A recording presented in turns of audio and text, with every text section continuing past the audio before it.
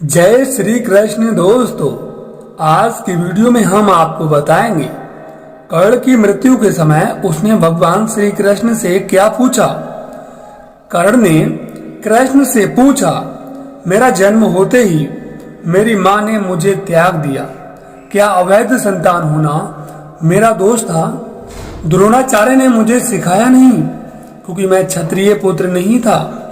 परशुराम जी ने मुझे सिखाया तो सही, परंतु श्राप दे दिया कि जिस वक्त मुझे उस विद्या की सर्वाधिक आवश्यकता होगी मुझे उसका विस्मरण होगा, क्योंकि उनके अनुसार मैं क्षत्रिय नहीं था।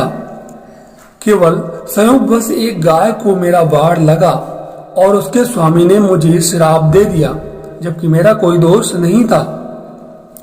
द्रौपदी स्वयंवर में मेरा अपमान किया गया। माता कुंती ने मुझे आखिर में मेरा जन्म रहस्य बताया भी तो अपने अन्य बेटों को बचाने के लिए।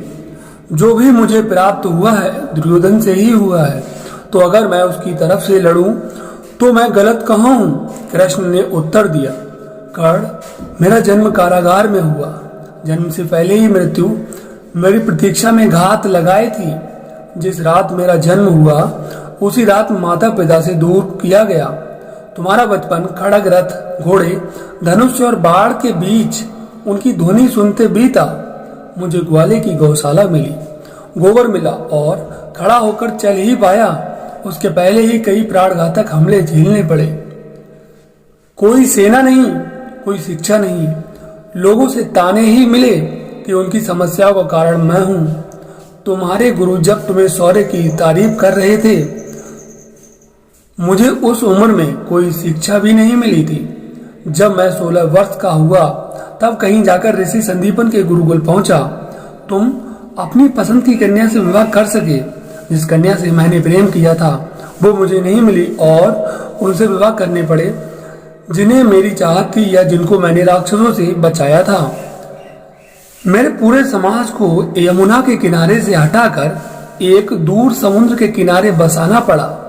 उन्हें जरासंध से बचाने के लिए, रण से पलायन के कारण मुझे भी भीरू भी कहा गया। अगर दुर्योधन युद्ध जीतता है तो तुम्हें बहुत श्रेय मिलेगा। धर्मराज अगर जीतता है तो मुझे क्या मिलेगा?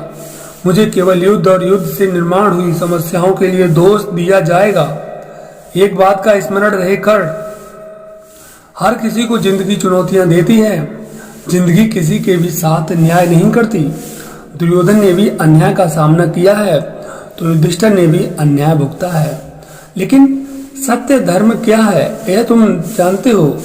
कोई बात नहीं, अगर कितना ही अपमान हो, जो आपका अधिकार है वो हमें न मिल पाए। मैं तो इस बात का है कि तुम उस समय उस संकट का सामना कैसे करते हो। रोना धोना बंद करो कर्ण, जिंदगी न्याय नहीं करती। इसका मतलब यह नहीं होता कि तुम्हें अधर्म के पथ पर चलने की अनुमति है। दोस्तों, वीडियो में लास्ट तक बने रहने के लिए धन्यवाद। मिलते हैं ऐसे ही अगली वीडियो में।